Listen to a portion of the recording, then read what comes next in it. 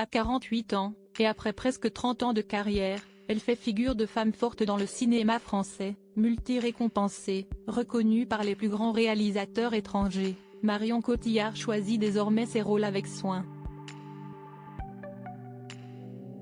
Il faut dire qu'elle a vécu certaines expériences déplaisantes, par le passé, qui l'ont poussée à s'affirmer.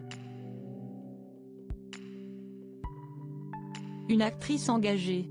À l'affiche, ce mercredi 15 novembre, d'un nouveau long-métrage, Little Girl Blue, Marion Cotillard s'est lancé un défi particulier en cette fin d'année 2023, incarner Carole Achache devant la caméra de sa fille, la réalisatrice Mona Achache, dans un film très particulier, entre fiction et documentaire.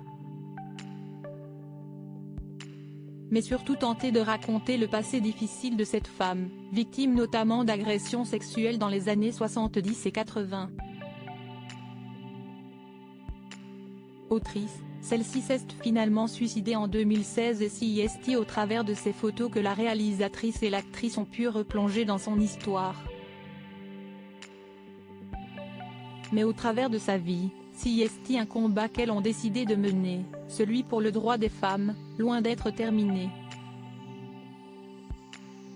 D'ailleurs, Marion Cotillard, pendant sa longue et fructueuse carrière, a elle aussi été confrontée à des comportements inappropriés, comme elle l'a confié à Nice Matin ce mercredi.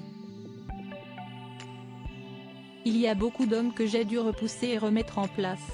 Des hommes à qui il a fallu expliquer, et parfois violemment, que je n'étais pas un objet dont on pouvait se servir pour assouvir des fantasmes déviants, a-t-elle asséné avec force. Notamment obligée de travailler aux États-Unis avec Harvey Weinstein, producteur surpuissant avant sa chute pour de multiples agressions sexuelles, elle a affirmé son caractère au fil du temps.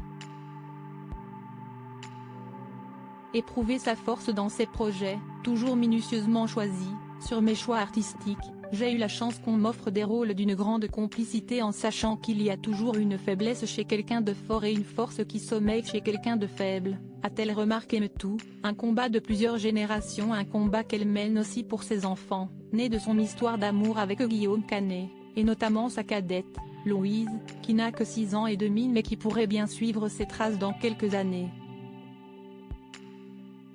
Et qu'elle a hérité des femmes des générations précédentes, notamment des femmes entre les années 60 et 80. Il y avait un foisonnement de créativité au sein d'une époque où la femme a une place ambiguë dans le regard de l'homme. Cette subordination entache cette période. Heureusement des femmes sont allées combattre pour cette liberté.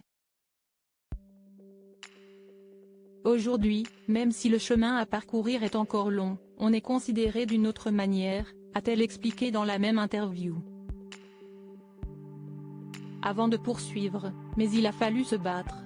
En ce qui concerne la manière dont on a pu se servir du corps de la femme comme si c'était un dû, le combat continue. La révolution métaux nous a cependant permis de parler et d'être écoutés. Une actrice engagée, qui avait dénoncé un système horrifiant lorsque les premières voix de métaux s'étaient élevées et qui va continuer à se battre pour l'égalité avec des rôles très forts.